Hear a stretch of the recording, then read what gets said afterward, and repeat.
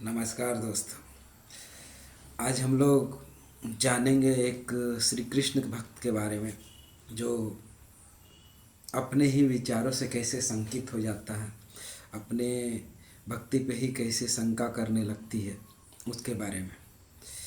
एक श्री कृष्ण की भक्त हुआ करती थी, नाम था राधिका।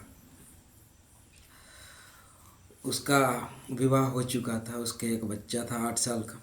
अभी कुछ समय पहले ही उसकी हर्निया का ऑपरेशन हुआ था, जिस कारण से उसे हर एक काम करने में दिक्कत होती थी।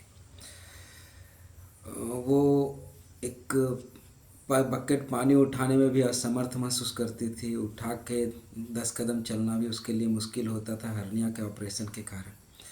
एक दिन था, वो खाना बना रही थी रसोई पे। अचानक से उसे कुछ गिरने की आवाज़ सुनाई थी। वो बाहर निकल के देखी तो उसका बेटा छत से नीचे गिरा पड़ा था। उसका दिमाग काम नहीं करने लगा कि मेरा बेटा गिर गया। वो क्या करे उसे समझ में नहीं आने लगा। वो उस समय अपने बच्चे को उठाई, तेज़ गति से चलने लगी। वहाँ उसके घर से लगभग 2 किलोमीटर दूर अस्पताल था। वो अस्पताल ले गई और अस्पताल ले गई। डॉक्टर समय पे मिल गया, बच्चे का इलाज हो गया और बच्चा बच गया।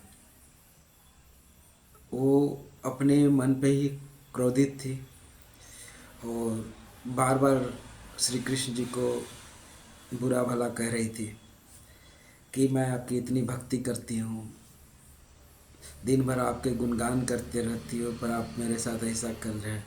मेरे बच्चे को मृत्यु शैया पे बैठाने को तैयार हो गए हैं। आपका भक्ति करना व्यर्थ हो गया। अचानक ये सोच ही रही थी कि उसके मन से अपने आप ही उत्तर मिलना शुरू होता है कि तुम जहाँ पे तुम्हारा बच्चा गिरा, कल तक वहाँ पे पुराना मोटर पड़ा हुआ था जिसे तुम 3 महीने से हटाने के लिए मैकेनिक को बोल रही थी, पर आज सवेरे ही वो उसे हटा के गया।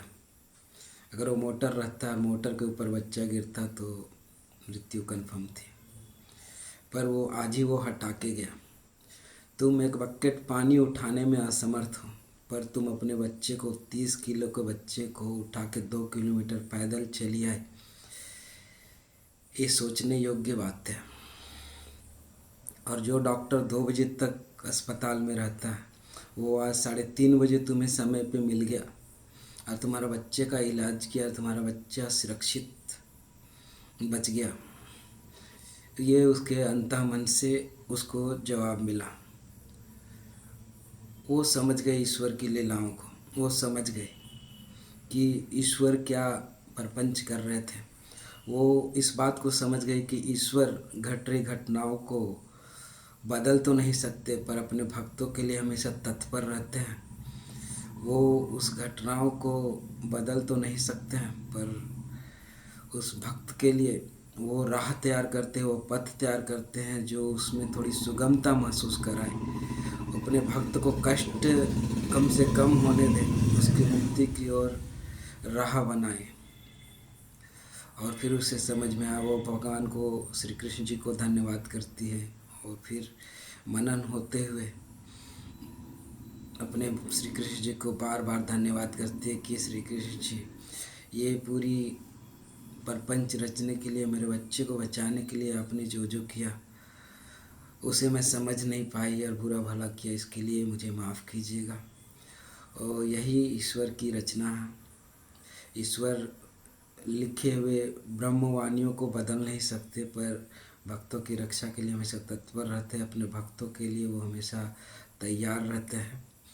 तो यही है, सच्चे मन से भक्त ईश्वर की भक्ति करते रहिए। वो किस रूप में, किस जगह पे, कैसे आपकी मदद करेंगे, ये आप नहीं समझ सकते। ये ईश्वर की लीलाएं हैं। धन्यवाद। जय जय श्री कृष्ण।